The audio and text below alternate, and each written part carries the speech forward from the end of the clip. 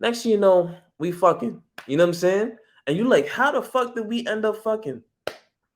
I mentioned your favorite shit to lure you in. I'm reeling you in. I'm pulling you in. I used to want a plain Jane, but I just couldn't afford it. I used to want a mic just to have something to record with. I used to want your love, but I felt like it was poison. And what's the use of arguing? I felt like it's just poison.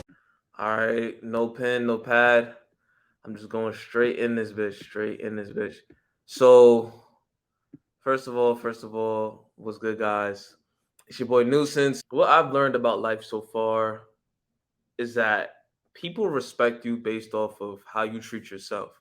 I've been watching a lot of Kevin Samuels, a lot of AMS. The one thing that they'll tell you about female nature and just overall adjusting through life is you have to become the best version of yourself, right? One of those things that a lot of men fuck up with is masculine frame. What is masculine frame? Masculine frame is when you're able to basically be comfortable in your own aura as a man. Frame as it's a frame to where when people look at you, they're like, damn, like he's a man's man. You know what I'm saying? They'll look at you and be like, yo, he's serious. Like we can't just toy around with him. That's a masculine frame in my opinion, right? Who everybody else may have their own opinion. This is my opinion, right? So when you talk about masculine frame in the sense of being at the job, right? Say somebody is trying to get on your nerves, they're trying to provoke you with something, right? They be like, nuisance, uh, you ugly as shit. You know what I'm saying? Like you look like a speck of dust. You go like this, okay? You know what I'm saying? Like I'm not good at like clowning on people and stuff like that because I never really partake into that shit, right? But they might be like, "Damn, you ugly as dirt." I'm like, okay, that's how you feel. You know what I'm saying? Like you see how you're nonchalant, but you're in your masculine frame. You're not letting anything move you off center, right? That's what masculine frame means. Not letting anybody move you in a certain direction. You move in the direction you want to go. When a girl asks you, "Oh, so I bet you do that with all the ladies," or something like that, or she asks you some stupid ass question like, "Why are you always wearing that jacket when I see you?" Just be like, "Suits me well." That's all you really have to say. That's all you really have to. You don't even have to say shit to be honest. Be like, okay. Or if she asks you, "Oh, why are you always wearing that and this and that?" So how's your day been? You know what I'm saying? You seeing how you switching topics and you're not really caring about it. It's your masculine aura, your masculine frame showing her like, I don't care about what you think about me. That's literally the demeanor you need to have in life. And the reason this works, right? Two parts, right? Reason this works. First part, right? It teaches people that you're not easily moved. So they respect you a lot more, right? They respect you a whole heap a lot more. This is where the mystery factor comes in because they want to get to know more about you. Second part is, right? The reason that this works so well is because you come off as more confident. You come off as more secure within your own self. And that is very attractive, not only to women, but to people in general, right? If I cannot move this person whatsoever, if I cannot just make them bend and yield to my response or what I feel, then I'm a very powerful individual. Think about it as Saint from Snowfall. Basically, he's the perfect blend, right?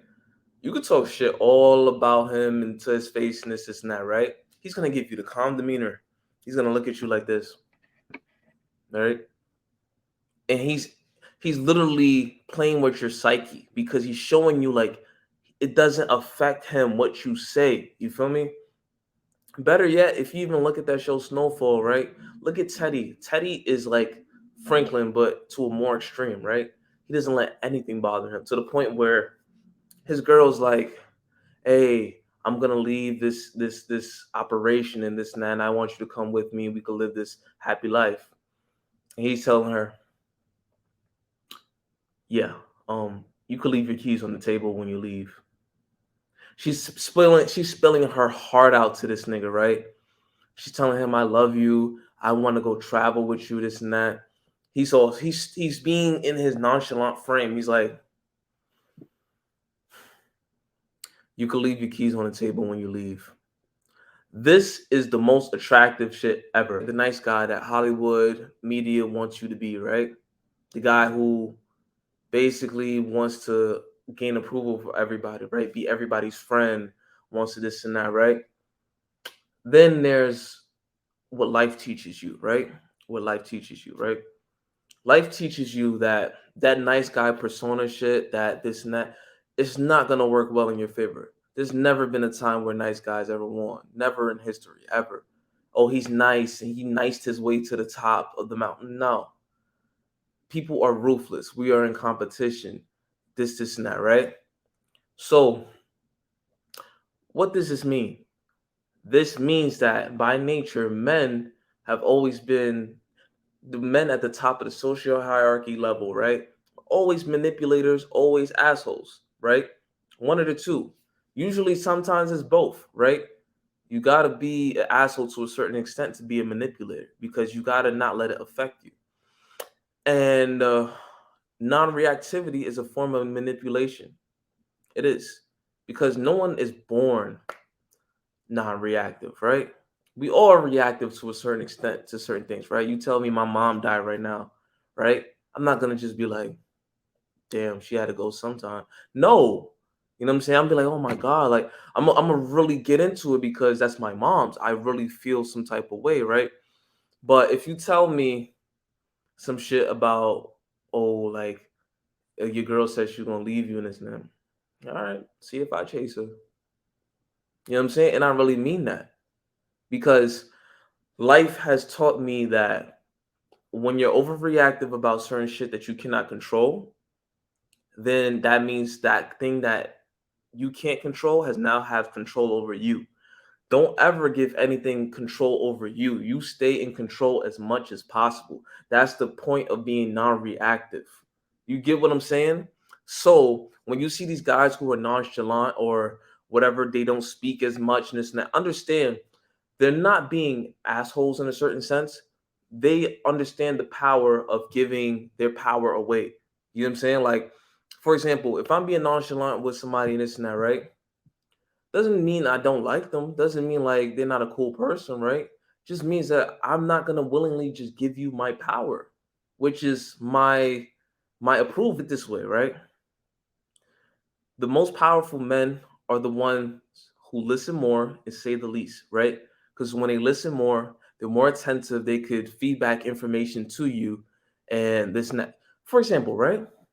When you're talking to somebody, the best conversationalists or the best people that you like talking to are the ones who listen to you cold heartedly.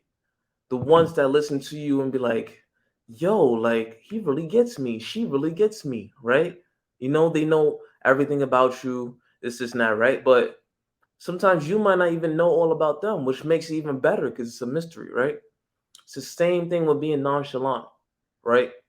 You allow people to be a platform to you to express their ideas, right? All you're simply doing is segueing conversation, feeding back the same ideas to them, and that's it. That's literally all that you're doing. If they ask you a question about yourself, you answer it briefly, then you reflect it right back to them, right? So they're like, oh, so how do you feel about politics? Well, I don't really pick sides within politics, you know. It doesn't really interest me like that. It's not really my particular form of fashion. But where then you reflect the question back onto them. So you go into like, what are your beliefs on politics, right? So let me ask you, what's your beliefs on politics then? And then they might reflect it. And if it's a conversation about politics, you don't really want to talk about this and that. You don't even have to talk about it, right? Understand, you could deflect as well. You don't have to respond a question with that same type of area of answer.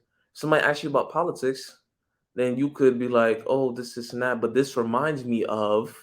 Then you could probably insert some type of drama or celebrity or this and that. There's so many ways you could do this, right? But people mistake the fact that if you're talkative, if you're having a conversation, that you have to be talkative. No. Conversation means that you're able to back and forth express ideas, right? You're segueing ideas. You might take a little brief time to explain the next topic you're segueing, right? But you want to immediately give it back to the next person. You don't want to stay on yourself. Why? People are interested in themselves. People are selfish, right? The best, the people that have the most attention or have the most people that like them are the ones that know how to engage other people. Point blank period. Point blank period. So being nonchalant, right? This is the third step. This is probably the last part of being nonchalant, right? Don't be an asshole. Don't be a nonchalant asshole.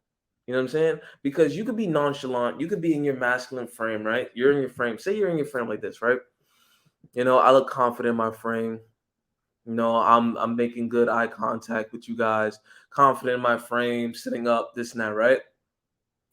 And if you ask me a question like, um, so what do you like to watch on TV? Oh, Snowfall. If you ask me another question like, oh, what's your favorite food? Oh, I like spaghetti. See, now you're being a nonchalant asshole. You know what I'm saying? Because you're not giving any information back. You're not giving any information. So now the person who's talking to you is gonna be like, why am I talking to this nigga? Like, he obviously doesn't care, right? You want to be nonchalant, but you want to remain a mystery. So this is what you do when you ask a question like that. What's your favorite TV show? As of recently, I've been watching Snowfall. But what about you? What do you like to watch? Perfect example, right? I gave a little bit about myself, right? And then I asked the person what they like to watch, right? Or if I want to keep the topic on Snowfall, right? And they'd be like, hey, so what do you like watching on TV? Well, as of recently, I just watched Snowfall. Hey, have you ever seen an episode of Snowfall before? This is where you're giving the conversation right back. See, it might not be the most perfect way to give back the conversation. I'm not a conversational specialist, right? But from what I know, I notice people respond very good to this, right?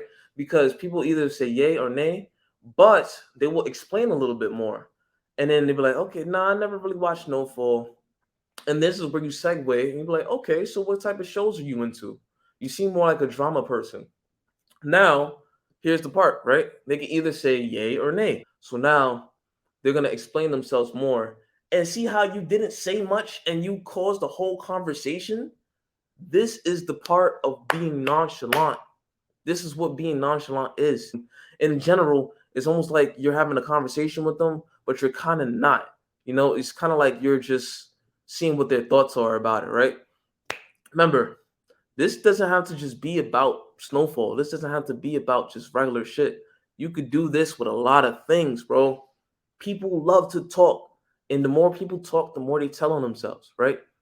When you let somebody linger and talk about themselves for mad long, right? Understand they're gonna say something eventually that's gonna be like, what the fuck? Why did he say that? You know what I'm saying? Like they weren't supposed to say that, but they gotten so comfortable with you in the conversation, they start spilling little beans here, and there, right? For example, right? If I'm on a date with a girl, right? Understand that for her to be on that date with me to a certain degree, she has to have a certain level of interest, or she wouldn't show up, or maybe she's just trying to use me for something, right? Use me for food, maybe try to see if she could use me for resources in the future. Who knows, right? But here's the thing, right? With me being my nonchalant masculine frame, right? I'm gonna eventually find out what she wants, right?